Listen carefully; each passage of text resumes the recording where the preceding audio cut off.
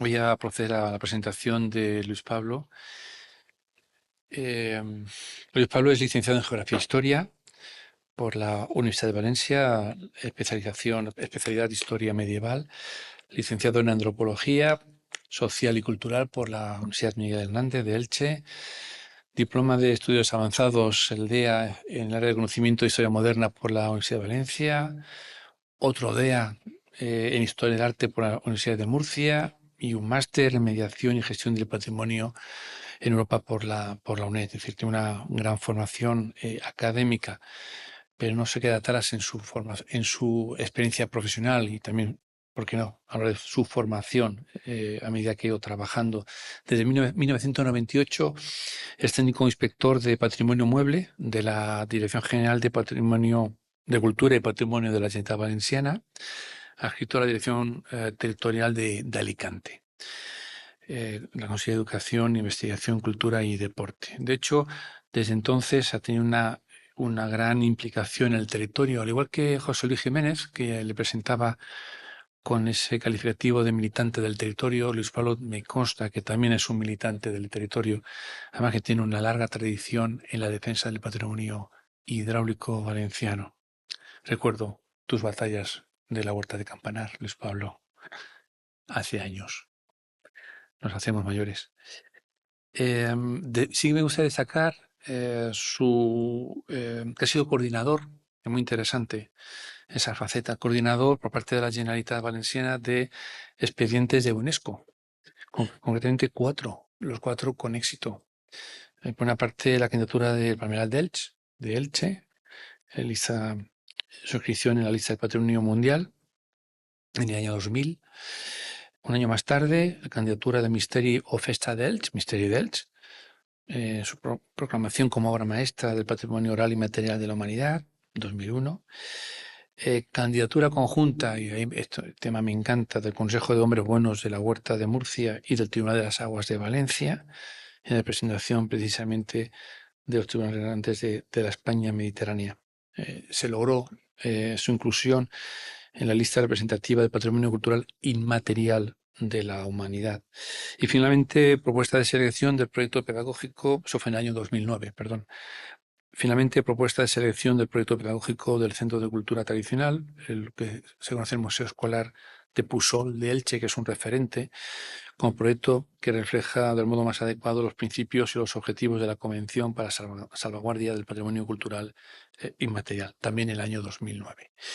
A Luis Pablo, precisamente por su perfil profesional, aunque se podría invitar como gran especialista también del patrimonio hidráulico, recuerdo un maravilloso viaje que compartimos cuando fuimos a Perú y en donde disfrutamos precisamente del patrimonio hidráulico de allá, del territorio hermano sudamericano. Luis Pablo fue uno de los artífices de ese encuentro.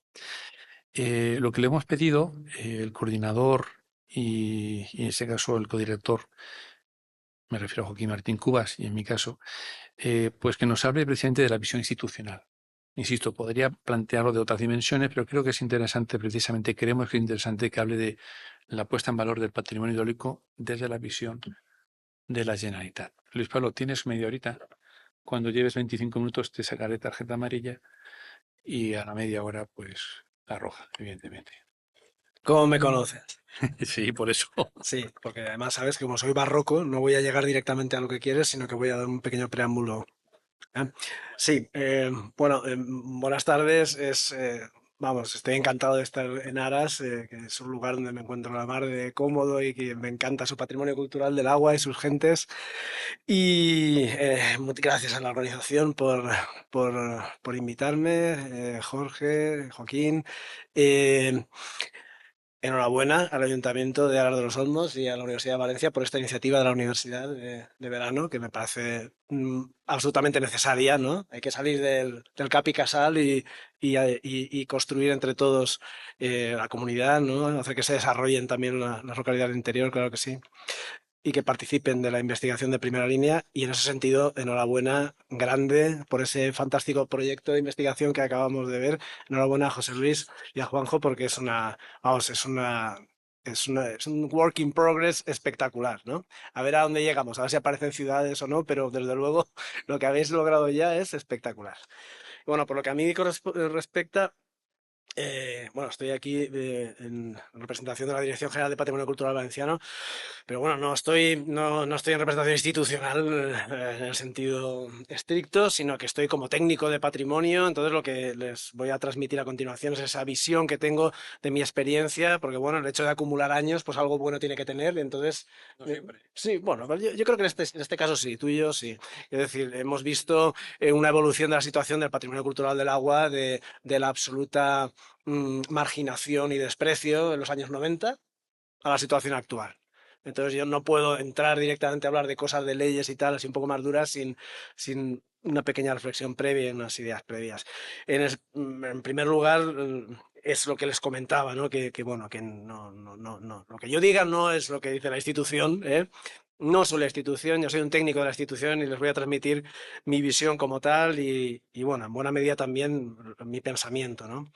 Yo quisiera subrayar, lanzar, proclamar, sacar mi vertiente militante y decir que cuando hablemos del patrimonio cultural del agua, patrimonio hidráulico, patrimonio hídrico, yo creo que tenemos que hacer como los holandeses, porque creo que hay alguien que hable holandés aquí, yo no lo sé, pero cuando nos juntamos gente de geografía e historia, dices polder y todo el mundo dice, oh sí, polder, claro, el polder, el polder. Pues esas tierras que están por debajo del nivel del mar, que resulta que están vinculadas a molinos de viento que bombean el agua y permiten el desarrollo de la agricultura dentro y tal. Una cosa tan compleja nos la han metido en la cabeza y han hecho muy bien, porque es su patrimonio y su cultura. Resulta que nosotros tenemos la palabra maravillosa acequia, que es asagia, que es una palabra árabe que nos une con los compañeros desde Asia Central, Norte de África, Magreb, sicilianos, Saya, Península Ibérica en catalán y en castellano y América, donde es una palabra viva y existen las instituciones llamadas acequias de común desde América del Sur hasta Nuevo México en Estados Unidos, por ejemplo. Pues tenemos que estar muy orgullosos y yo creo que vale la pena que hablemos directamente ya de las acequias, del patrimonio de las acequias. ¿Eh? Esto es una idea preliminar. Y lo de la puesta en valor, pues lo de la puesta en valor es que es curioso, ¿no? Y hemos estado trabajando recientemente en el tema de la puesta en valor. La idea de puesta en valor es de lo más elusivo que hay en la doctrina del patrimonio cultural. Ustedes pueden encontrar 100.000 definiciones o no definiciones de lo que es la puesta en valor. Porque dices puesta en valor y parece que todo el mundo lo entiende. Pero no es una cosa que no acaba de estar tan definido. Por ejemplo, si les digo conservación o restauración, probablemente podemos llegar a entendernos con unas definiciones más bien acotadas, pero puesta en valor es una cosa como muy amplia, ¿no? Entonces yo simplemente una nota, un comentario que desde luego lo que está claro es que la puesta en valor es una fase del proceso patrimonial. Porque el patrimonio no es una declaración publicada en el BOE ni en el diario oficial. El patrimonio es un proceso. Es un proceso que comienza con la identificación. Porque las cosas que son patrimonio no llevan ni un código de barras, ni una etiqueta, ni nada que diga soy patrimonio. Es la gente la que dice eso es patrimonio. Y se produce un consenso o un disenso social en torno a la definición y sanción legal del carácter patrimonial de las cosas. Entonces partimos de la identificación, seguimos con la protección jurídica, seguimos luego con acciones de conservación en el patrimonio tangible o de recreación en el intangible, siguen las acciones de restauración que van más allá de la mera conservación o de revitalización en el caso del intangible y luego podríamos ya empezar a decir que empieza la puesta en valor desde mi punto de vista. Esta es mi perspectiva muy personal, ¿no? Podríamos luego continuar con difusión, sensibilización y en última instancia todo conduce al acceso ciudadano, porque el patrimonio no lo conservamos simplemente porque esté ahí. El patrimonio lo conservamos para que esté conservado, restaurado, señalizado, puesto en valor, que permita, como esas pasarelas que hemos visto de madera, que permitan recorrer el acueducto sin causar daños, etcétera, que se conserve. Todo tiene que estar orientado en última instancia al acceso ciudadano. Y solo en muy pocos casos, como el arte rupestre en algunas circunstancias, recuerdan el caso de Altamira, que no se puede acceder o no conviene acceder porque alteras el microclima y la propia visita acaba comprometiendo la conservación del bien. En fin, ahí está la puesta en valor. Entonces, yo más que puesta en valor, lo que tengo en la cabeza cuando me refiero a esta actuación sobre el patrimonio es a la salvaguarda, porque es un concepto que incorpora el sentido procesual de patrimonio. Y no me voy a detener en ello, pero sí que les voy a remitir al artículo 2, párrafo 3 de la Convención para la Salvaguardia del Patrimonio Cultural Inmaterial, donde verán una definición de salvaguardia que, si la leen con detenimiento, verán que tiene sentido procesual, que parte de la identificación y llega a la difusión, etcétera. Bueno.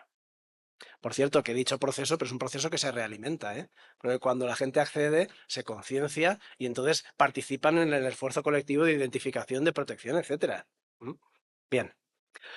Eh, Voy a hacer una pregunta que va increíble, ¿no? Decir, pero Luis Pablo, ¿tú no sabes a dónde venías? ¿Qué pregunta es esa? Pues ya sabemos que sí, ¿no? Bueno, pues como resulta que yo no me podía ni imaginar, yo que nací en un barrio en Valencia donde oía las ranas, yo no me podía imaginar que yo podía asistir a la extinción de las acequias. Y es a lo que estoy asistiendo. Entonces creo que vale la pena, aunque se haya dicho y se habrá dicho muy bien dicho, todo lo que es el análisis. Sé que ha habido una sesión de valorización, de estudio, de análisis de valores, etcétera, de las acequias. Yo creo que vale la pena dar un repaso muy visual sobre de qué estamos hablando cuando hablamos de este patrimonio y por qué es tan valioso, ¿no? ¿Por qué es patrimonio? Bueno, desde un punto de vista jurídico, hay que ver las definiciones. Entonces resulta que tenemos la definición de la Ley del Patrimonio Histórico Español y aquí tenemos la definición de la Ley del Patrimonio Cultural Valenciano. Me voy a detener directamente en esta. Y fíjense lo que dice con relación al patrimonio tangible, ¿eh? El mueble e inmueble. Dice, el patrimonio cultural valenciano está constituido por los bienes muebles e inmuebles de valor histórico, artístico, arquitectónico, arqueológico, paleontológico, etnológico, documental, bibliográfico, científico, técnico o de cualquier otra naturaleza cultural, que esto es algo que la definición de patrimonio histórico español no incorpora. Hace una lista cerrada de valores, en lugar de valores habla de interés, como pueden ver que he subrayado ahí. Pero bueno, interés cultural o valor cultural a efectos de la epistemología del patrimonio cultural y de la normativa de patrimonio cultural es lo mismo. Pero me encanta lo de o de cualquier otra naturaleza cultural, porque aquí entra todo. Aquí entra, por ejemplo, en el caso del Misteri d'Elx, el valor musicológico, que no podría estar en una lista completísima ahí. Y en el caso del patrimonio cultural del agua, el valor paisajístico. Obvio, maravilloso. Bien, ¿poseen las acequias interés o valor cultural? Pues a la vista de esas definiciones de lo que es patrimonio, desde el punto de vista legal, pues ustedes me dirán, ¿no? Valor histórico, arqueológico, arquitectónico, etnológico, paisajístico, etcétera. Una rápida visión. A mí me parece significativo que uno de los pocos, si no el único documento que tenemos escrito de la época del Reino Musulmán de Valencia, que introdujo el papel en la península ibérica, y no es que tengamos mucho papel de aquella época, ¿vale? Pues resulta que uno de los pocos documentos que hay es una sentencia del Cadí de Morvedre, de Sagunto, en un caso de regantes de aguas arriba y de aguas abajo del río Palancia, que seguro que en época romana también se dio el mismo caso. Pero bueno, la gracia está que esto se conservó porque se conservó cosido en un legajo del siglo XVI, en un pleito que se sustanció ante la Real Audiencia de la Reina de Valencia, y una de las partes, para probar su derecho, sacó el viejo pergamino previo a la conquista de Jaime I. Eso nos quiere decir muchas cosas acerca de el valor de este tipo de patrimonio, ¿no? De la organización de nuestros paisajes, de su complejidad, como hemos visto en los fantásticos vídeos introductorios, porque por muy grandes que sean o muy pequeños que sean, todos ellos son complejos. Hay toda una ingeniería social, toda una serie de consensos, de acuerdos, de sabiduría popular, de técnica ingenieril, arquitectónica, popular o erudita, pero en todos los casos complejidad, y son verdaderamente maravillosos, y son varias veces centenarios y en algunos casos milenarios. Y si están ahí es porque funcionan. Entonces, cuando entremos a actuar sobre ellos, y estoy pensando en la parte de la administración que maneja la obra dura, pues yo recomendaría calma. Sé que es difícil, ¿no? Con los tiempos electorales y con los tiempos de los contratos de las administraciones públicas, pero entrar a modernizar de cualquier manera este tipo de sistemas, pues puede provocar unas pérdidas patrimoniales, no solo culturales, sino naturales, graves. Bien, por ejemplo, pues aquí tiene la Font de la Mata en Benirrama, en Vall de Gallinera, foto de José Cambril Sendra. Y aquí lo que tienen es un típico arreglo de fuente, consumo humano, abrevadero para animales arriba del sistema. Más abajo hay otros usos que a lo mejor hasta pueden contaminar el agua, pero bueno, arriba está el agua para el consumo. Muy bien. Ahí tienen, por ejemplo, el fantástico azud de la acequia de Tormos, ahí está la entrada a la acequia madre, pero está la gola que devuelve el agua al río. Uno mira esto y dice, pues qué bonito es, ¿no? Pero es que esa compuerta lo que permite luego es el tandeo entre acequias. Y ahí hay todo una organización social del regadío que la gente organizó hasta hace bien poco tiempo sin ningún tipo de intervención directa de ningún tipo de gestión estatal, digamos, sino que con acuerdos de las comunidades de regantes, que lo tenemos fosilizado y materializado y en funcionamiento en estas infraestructuras. Tenemos elementos de interés tecnológico, que es uno de los valores a proteger, como las norias o las norias de sangre, les senies, que se dice en valenciano, artefactos curiosísimos como el bombillo, que la gente caminaba por fuera de la rueda para hacer subir el agua, ¿no? Y echarlo al canal. Tenemos elementos que dejan clarísimamente que claro, evidente lo que es el valor arqueológico de estas infraestructuras, lo que se encontró al hacer una estación del metro, ¿no? De Valencia, ¿no? Que se encontró un partidor antiguo de la acequia de Tormos, el partidor del Raig, que los arqueólogos, si no me recuerdo mal, fue Sergi Selma, al excavarlo encontró que el patrón metrológico de división del agua que se refleja en esta infraestructura, estas piedras perfectamente niveladas, es el codo egipcio, lo cual nos está diciendo algo. Lo que estamos viendo ahí nos está diciendo cuál era el patrón de distribución del agua en la época andalusí de Valencia, ¿no? Partidores tan curiosos como los de dientes, ¿no? Los de dentells, como puede ser este de la Sequia Altes de Castelló, o los fantásticos partidores de la Casa Fosca y la Casa Clara de Potries, ¿no? Que por desgracia no los van a ver con agua, porque se modernizó. Y la modernización, es que la modernización indiscriminada produce estas cosas. ¿Alguien podía haber pensado a lo mejor conservar una lámina de agua circulante por el cajero de la acequia madre? No. Ahora, si ven agua circulando es porque ha llovido y se ha acumulado en el cajero. Pero estas vistas tan fantásticas del agua circulando y dividiéndose según se hacía desde época ancestral, pues ya no se puede ver. La complejidad, el barranco de los molinos de Ibi, con esa increíble integración en un palmo de terreno de molinos papeleros, molinos harineros, lavaderos, lavadero de los enfermos, convenientemente puesto en la cola de todos esos aprovechamientos, es el último, la balsa de distribución de agua, esta maravillosa imagen de la colección de Javier Sánchez Portas de la ciudad de Orihuela, con sus tremendos azudes a pie de catedral, donde antes estaba la mezquita, y con esa sabiduría que les hizo construir, no sé si se ve la flecha, no se ve, pero ¿sí? Le puso el sitio, ¿no? Esto.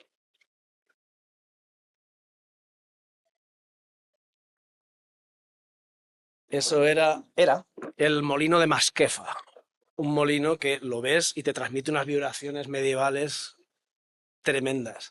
Ese molino estuvo ahí hasta que se encauzó el río Segura. El Júcar también ha experimentado algún tipo de obras de este tipo. Bien, pues ese azud está ahí, de manera que estaba sobre el propio río, aprovechando el salto de agua de lo que pasaba por el propio azud y no interfería, no estaba dentro del propio sistema de regadío, dentro del cajero de acequia madre, y es una solución muy inteligente para evitar, bueno, cuantos más molinos hay en el sistema, dentro del sistema, pues más complica la gestión y más obliga a hacer determinado tipo de obras y de normativas, ¿no? Pues esto es otra muestra de esa sabiduría de nuestros ancestros. O calendarios de riego fosilizados en el territorio. Lo de Campanar fue un crimen. Lo de Campanar, lo del Pogué de Campanar fue un crimen, fue terrible. Era una bolsa de tierras, que, como pueden advertir en esta imagen. Bueno, aquí está el pueblo de Campanar, ya pueden ver también un pueblo cuya fisonomía era de pueblo de acequia, alargado y con formas sinuosas, ¿no? Y bueno, aquí venía y viene todavía, la fila de Campanar de la acequia de Tormos, y al llegar a la altura del Molí de Llovera hay un partidor y salían varios brazales que permitían regar esta bolsa de tierras, que esto era el camí del Pouet. Al mirar las alquerías que había ahí, veías tapial medieval. Y entonces decías, uy, esto es muy antiguo. Claro, cuando resulta que encuentro ordenanzas de riego de la Huerta de Campanar de mediados del siglo XIX y me dicen que a partir del Molí de Llobera, o sea, que aquí hay un calendario de riego, que aguas arriba se regaba de lunes a miércoles y aguas abajo de jueves a sábado. Y entonces resulta que aquí estaba el Bras de Dijous, el Bras de Divendres, el Bras de Dissabte. Y es toda esa ordenación del territorio está salpicada de alquerías que las excavó Víctor Algarra, algunas de ellas, en un contexto lamentable, lamentable de presión y de presión especulativa y demás. Encontró niveles andalusíes. Conclusión, un paisaje medieval de origen andalusí gratuitamente arrasado. Podía haberse conservado simplemente al menos el camino de las alquerías redistribuyendo la zona verde. Eso lo dijo Miguel del Rey, no lo estoy diciendo yo ahora, ¿no? En su día. Pero bueno, no se hizo. Pues fíjense si tienen valores arqueológicos, históricos, etcétera, y valor etnológico. Bueno, ¿qué vamos a decir del Tribunal de las Aguas? ¿Qué vamos a decir tú y yo del Tribunal de las Aguas? La parte inmaterial de gestión, el libro de actas de la acequia de Favara 1362-1521, que esperemos lograr publicarlo de una vez Vicente Erol y yo, lo encontró Vicente Erol hará ya más de 10 años, donde aparece con una caligrafía maravillosa todo lo que es cómo se debía distribuir el agua y mantener la comunidad de regantes. 1446. Incluye algunos preceptos tan curiosos como este, de caballonar. Estaba prohibido regar sin más, sin preparar el campo con sus caballones. Lo cual nos lleva a los caballones, que los hemos visto antes. Los caballones son unos artefactos maravillosos, son la ingeniería campesina llevado a su nivel más sublime. Cada vez que dicen que un regante tradicional malgasta el agua, nos está dando una bofetada a todos los valencianos y no solo a todos los regantes tradicionales. A mí siempre me ha llamado la atención que se diga que malgastan el agua en la tierra del Tribunal de las Aguas, que riega de esta manera. Me parece muy... Siempre me ha llamado la atención, ¿no? Y luego, esto genera unos paisajes efímeros de una belleza espectacular, como hemos visto en los vídeos que ha proyectado Jorge. Verdaderamente espectacular. Tan espectacular y tan valiosos son que, como bien sabemos, este es lo del viaje a Perú que mencionó antes Jorge, la cultura Chan Chan estaba tan orgullosa, la cultura Chimú del sitio arqueológico de Chan Chan estaban tan orgullosos de su manera de hacer la horticultura y de preparar los campos que incluso se han encontrado piezas cerámicas que reproducen la pauta de caballonamiento con un valor plástico espectacular. Bien, aquí ahora todos son tubos. Si ustedes ponen tubos, ya no hace falta ni nivelar, ni hace falta caballonar. Pero bueno. Y nos genera todo ello, esa adaptación sabia a los recursos locales y a los medios disponibles y a la tradición, pues nos genera unos paisajes de una diversidad supina y espectacular. Aquí tenemos la Huerta de Valencia, una gran vega litoral. Aquí tenemos el Palmeral de Orihuela, que es una preciosidad y últimamente ha sido objeto de intervenciones de puesta en valor fantásticas. Les recomiendo vivamente la visita del Palmeral de Orihuela. La Albufera de Valencia, que participa también de esta cultura de la acequia, como no. Y bueno, ya que estamos en Serranía Alto Turia, pues vamos a dar un pequeño paseo muy rápido. Porque en un palmo de terreno tienen ustedes una diversidad de paisajes brutal. Eso es una riqueza increíble. Se pueden hacer rutas solo para disfrutar y enseñar diversidad paisajística de los paisajes del agua. Y es más, es lo que en un momento determinado puede llegar a singularizar más algunas de las localidades. Pienso en los callejones. Pienso en los callejones. Entonces, ahí tenemos Chulilla, ¿vale? ¿Y qué se ve desde el castillo? Pues esta vega de fondo de valle, encajadita, una preciosidad, donde están esos árboles de gran porte a la derecha, por ahí va la acequia, y el río va por la izquierda, donde las cañas. Aquí está el puente, con sus terrazas regadas. Y aquí está Aras, cómo no, con sus maravillosos callejones, que transmiten unas vibraciones andalusíes, vamos, una maravilla. Y claro, además de encima tenemos la Peña Cortada, que es lo que nos permite además cerrar el discurso y darle una profundidad histórica espectacular, porque precisamente lo que se puede es poner de manifiesto esas raíces romanas de la hidráulica en tierras valencianas y de qué manera, vinculado a la crisis de la Alta Edad Media y demás, de qué manera pudo reutilizarse en una parte, sino, y bueno, mostrar toda esa absoluta complejidad histórica de nuestros sistemas de riego. A mí esta ruina en concreto me provoca el síndrome de Stendhal cuando la veo. Esta en concreto es verdad. Es que, claro, estás ahí y dices, parece que estoy en medio de la nada. De repente surge esta ruina, ¿no? Bien, pues bueno, estos sistemas de acequias, bueno, hay que recordar que hace 100 años pues no estaban recubiertos de cemento, de hormigón, etcétera. Eso ya fue una modernización y hay que entenderla, porque claro, le facilitó la vida a los regantes. Eso también hay que entenderlo, porque no había que estar consolidando cajeros que podían caerse o limpiando hierbas de una manera tan continua. Bueno, pero también es verdad que hay que verlo, o hay que imaginárselo, o recordarlo, o identificarlo donde todavía se conserva como eran. Este es el Comú de Montperot en la Huerta de Valencia. Y fíjense cómo se ve aquí cómo está filtrando el agua para drenarse por estos canales. ¿Eh? Esto está cerca de la zona de la punta. Y toda la biodiversidad asociada. Eh, ¿Qué les voy a decir? El aguilucho lagunero en el Parque Natural del Hondo. Esto es el último refugio ¿de quién? Del cangrejo del río Ibérico. En un lugar que no diré porque me dijeron por favor no lo digas, pero sí lo muestro. Porque me parece muy significativo que el último refugio de un cangrejo, del cangrejo del río Ibérico, sea el cárcavo de un antiguo molino de agua. Pero también me parece significativo que a este molino de agua le llega el agua por un azud que está en un río. Y si al azud, en vez de llamarle azud, con toda su carga histórica, le llamas barrera transversal y dices que la barrera transversal está impidiendo la conectividad lineal del río y que hay que demolerlo, pues bueno, igual estás aplicando un credo con un barniz de pseudoecologismo que igual nos produce una serie de pérdidas mmm, que luego nos podemos llegar a lamentar. Hay más. La gambita de agua dulce que hay en las acequias, el Populus eufrática, el chopo ilicitano, vinculado a partes del cajero de la acequia mayor de Elche, donde la tierra es muy deleznable y parece ser que para reforzar el cajero plantaron Populus eufrática, que encima resiste muy bien la salinidad y encima se llama eufrática. Porque precisamente cuando uno ve la cartografía de dónde se encuentra este árbol, está vinculado a sistemas de riego desde Asia Central hasta nuestras tierras. No digo nada. La agrobiodiversidad, las formas de vida singularísimas vinculadas a algunos de nuestros paisajes culturales del agua, como pueden ser los palmeros y las palmereras de Elche, la palma blanca, o como pueden ser los artesanos del cáñamo de Callosa Segura. Les animo a visitar Callosa cuando hace la fiesta de los trabajos del cáñamo, que eso es espectacular. Es una gente maravillosa y serán muy bien acogidos y disfrutarán de lo que es ver a la gente que queda todavía de los que fueron aprendices en la industria del cáñamo que quebró en los años 60 del siglo pasado.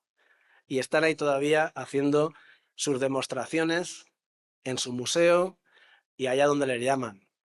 Y bueno, el, ese maravilloso paisaje que nos comemos, que nos produce y nos confiere seguridad alimentaria, producción sostenible, calidad kilómetro cero, la tira de contar de Valencia. Y bueno, pongo la tira de contar de Valencia, pero también debería haber puesto los mercados a pie de calle que tenemos en nuestros barrios. Es que es como las acequias, como los tenemos ahí, no les prestamos ni atención.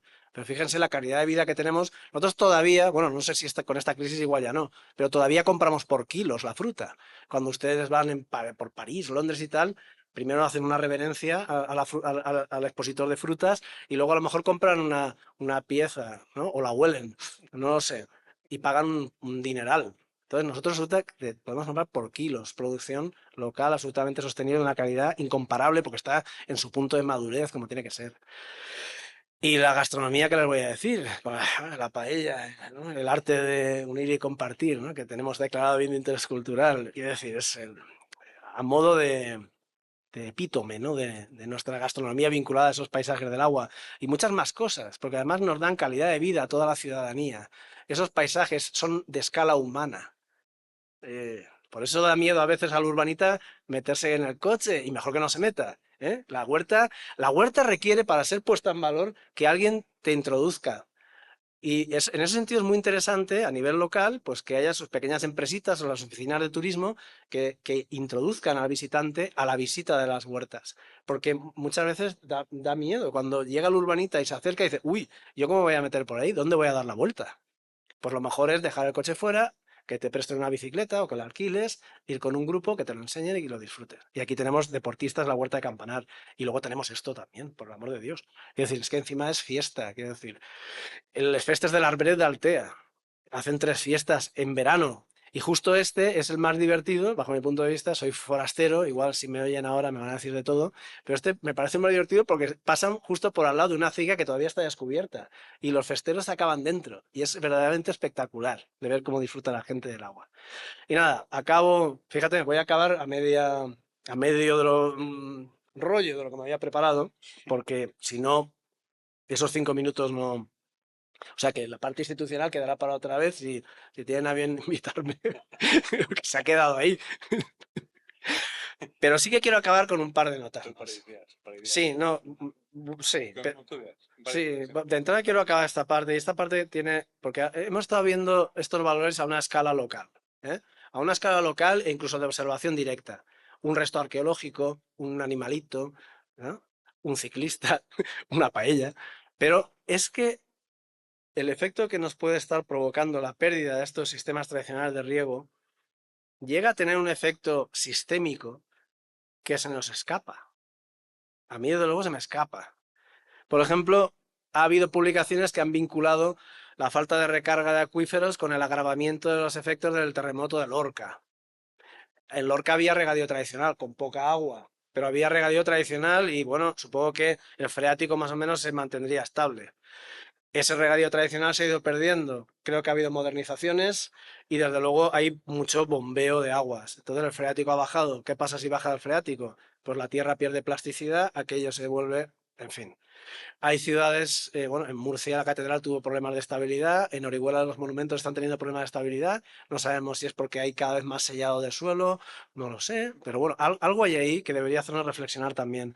Y sobre todo lo que a mí más me impactó fue en el año 2009, que fui y pontifiqué de esta manera, ¿no? En la UIM acerca de los valores de las acequias, y resulta que tenían en el público ni más ni menos que a Millán Muñoz.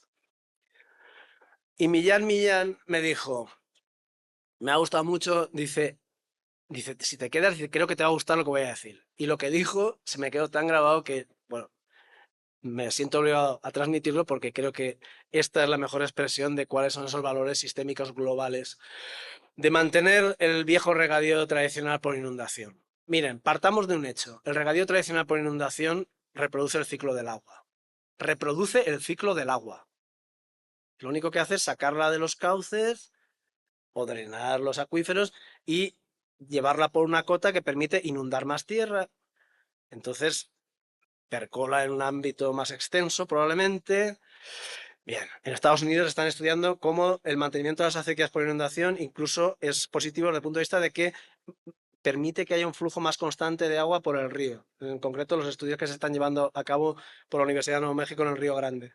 Porque claro, sacas el agua del río, están los azudes, sacan, percola, vuelve al río, vuelve a salir y el agua no corre tan rápido y concentrada por el río, sino que va escampándose, se va recogiendo y hay agua, digamos, de una manera más constante a lo largo de todo el año. Bueno, pues ese sistema tradicional que reproduce el ciclo natural del agua, lo que Millán encontró y publicó, y creo que no ha tenido todavía el eco que debería tener, porque es realmente espectacular y preocupante. Él, recuerdo que dijo que no es que vayamos al cambio climático, dices que ya estamos en el cambio climático. Él, con financiación de la Unión Europea, estudió un proyecto de estudio del impacto de la polución de las azulejeras de Castellón. Y entonces se ubicó unos puestos de observación a lo largo, creo que era la cuenca de Mijares, ¿no? Viendo por dónde, cómo subía la polución con las brisas, conforme vienen las brisas del mar, el viento entra tierra adentro, etcétera. Y entonces, paralelamente, casualmente, empezó a fijarse en el vapor de agua. Veía que todas las mañanas entraba la brisa marina y que parecía que iban a cuajar nubes, pero de repente las nubes se deshacían. Y esto le llevó a ir investigando más. Entonces, ¿qué es lo que ha determinado sus estudios? Pues que la fracción de evapotranspiración costera que aportaban los bosques de ribera y los bosques, digamos, de la zona litoral, las marjales litorales y también la agricultura tradicional de regadío, eso que algunos dicen que es agua que se pierde, es agua que se pierde. Bueno, pues ese agua que, según algunos, se pierde, resulta que constituía una aportación de una fracción de vapor de agua mínima en comparación con la que venía del mar, ¿no? Pero crucial en un doble sentido, porque ayudaba a saturar de humedad la masa de agua de aire que entra del mar, pero además reduce su temperatura. De manera que las nubes se forman a una altura adecuada y choca con las montañas y precipita. Precipita donde debe precipitar. En cambio, como hemos perdido marjales, bosques litorales y cada vez más agricultura y cada vez tenemos más suelo sellado, irradiando y dando calor, etcétera, ¿qué tenemos? Pues que ese aire que entra del mar no se satura suficientemente y circula a gran altura, forma una célula convectiva que no para de dar vueltas y que cuando revienta lo hace, como sabemos, y fijaos la Dana de 2019 en Orihuela, en zona próxima al litoral, unas descargas brutales. Incluso ha vinculado este fenómeno con las inundaciones en el centro de Europa, porque esa célula convectiva en ocasiones se escapa, encuentra corredores atmosféricos y choca con las masas de aire atlántico y provoca tremendas inundaciones en Alemania que creo que han empezado a salir los telediarios hace unos 20 años o así. Y bueno, con eso, con este mensaje tan tétrico, me acabo, pero no es tétrico, es al contrario, quiero decir, sí que es verdad que si no hubiera habido un proceso de concienciación iríamos a la extinción de los sistemas de regadío, porque la tendencia es esa, el discurso dominante es el regadío tradicional malgasta el agua, hay que modernizar, eh, pero cada vez más, desde los años 90, que cuando hablabas de proteger una acequia te miraban como si estuvieras, pues bueno, cada vez más la sociedad civil, los investigadores, los propios regantes, están tomando conciencia del valor cultural y ambiental de los sistemas que manejan y están promoviendo acciones para su salvaguarda. Y en ese sentido, la Administración de Patrimonio Cultural está promoviendo todas aquellas protecciones que nos llegan por petición o que incluso de oficio podemos encontrar de interés mediante declaraciones de bien de interés cultural, que es la máxima categoría de protección, o mediante los catálogos urbanísticos que cada municipio debe proponer o puede proponer cuáles son los elementos del patrimonio cultural del agua, de las acequias, que entiende que deben ser protegidos como bienes de relevancia local. Y las protecciones del patrimonio inmaterial y las costumbres anexas, etcétera. Y bueno, en ese sentido, les animo a seguir por esta vía y por el compromiso con la salvaguarda del patrimonio cultural inmaterial, porque lo que va vinculado a su pérdida creo que nos atañe a todos y de una manera grave, ¿no? En fin, muchísimas gracias.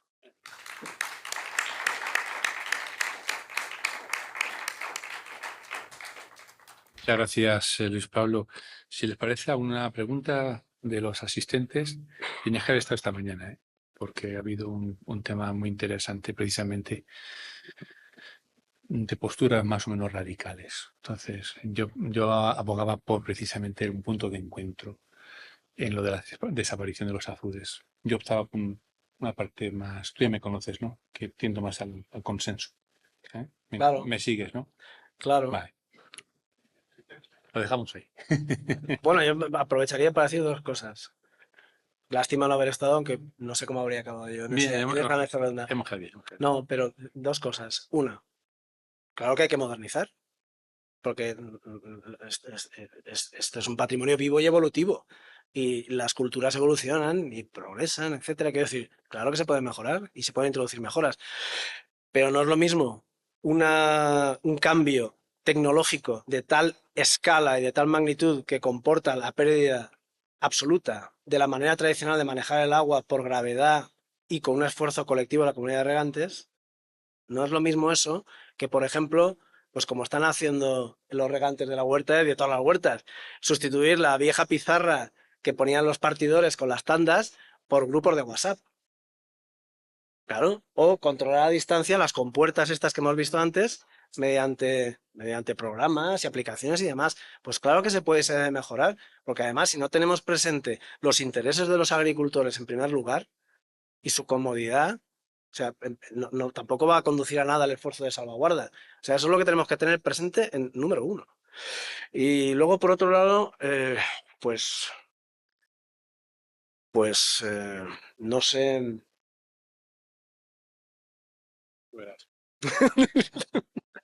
No, la discusión de esta mañana radicaba sobre todo en la componente medioambiental, ¿no? El de desaparecer todos los azudes o no, Sí, y yo optaba, y creo que muchos optan por eso, por un punto de encuentro. No todo el sí, patrimonio tiene el mismo valor, no, con lo cual yo creo que se puede hacer, se debe jerarquizar y actuar a partir sí, de ahí. Y no utilizar un único criterio, que eso también es fundamental. Se ha comentado esta mañana también, sí, no vale un único criterio, sino, y además con la participación de distintos especialistas. sí, Abogábamos precisamente pues, desde la arqueología, el historiador, el claro. documentalista, el biólogo, la bióloga, el geógrafo, el historiador Claro, y el arquitecto, claro. ¿vale? Pero era un poco la idea. Pues este es el comentario que te quería hacer. Fíjate, muchas veces, efectivamente, bueno, eliminar la barrera transversal, sí, ¿no? Es que muchas veces tampoco la propuesta que se plantea parte de un análisis detallado de las condiciones del sistema antiguo, del sistema hidráulico antiguo sobre el cual se quiere actuar. Porque yo no conozco ningún sistema de regadío tradicional que no esté absolutamente interconectado con el cauce del cual se alimenta y al cual revierte las aguas. Allá donde nace la Rambla de Avanilla, el otro día me enteré que hay una fuente que le llaman la Fuente de las Anguilas. La Rambla de Avanilla. ¿Sabe dónde está? Ya, en Murcia, es decir, ahí bien dentro. ¿Eh? Y la gente de Benferri me lo comentó. ¿Cómo llegan allí las anguilas? Tan terribles son los azudes que no permitían a los peces y a la biodiversidad moverse arriba y abajo de los canales tradicionales y del propio río. Porque si no, no sé por qué se llama de las anguilas. Una fuente que está, yo que sé cuántos kilómetros tierra adentro. Entonces, lo que vengo a decir es que muchas veces, miren, los estudios de impacto ambiental, a mí, en ocasiones, en fin, ves esas matrices, ¿no?, que preparan y dices, bueno, es como la quiniela, ¿no? Vas poniendo ahí todo, matrices, una apariencia de cientificidad tremenda. Pero yo he visto un estudio de evaluación de impacto ambiental en la Huerta de Valencia. Esto lo vi hace 10 12 años o así. Y cuando lo vi dije, olé, es decir, la persona técnica que firmaba el estudio decía, estoy en la Huerta de Valencia y no veo nada. O sea, era un estudio de patrimonio cultural. Dice, estoy en la huerta y no veo nada. Claro. Entonces, pues ya está, perfecto. Quiero decir que la calidad de los análisis previos a las propuestas de modernización, por muy bien intencionadas que sean y demás, pues en ocasiones deja un poco que desear. Entonces es muy importante que haya esa colaboración y esa mirada plural y tranquila y sosegada a la hora de plantear las intervenciones.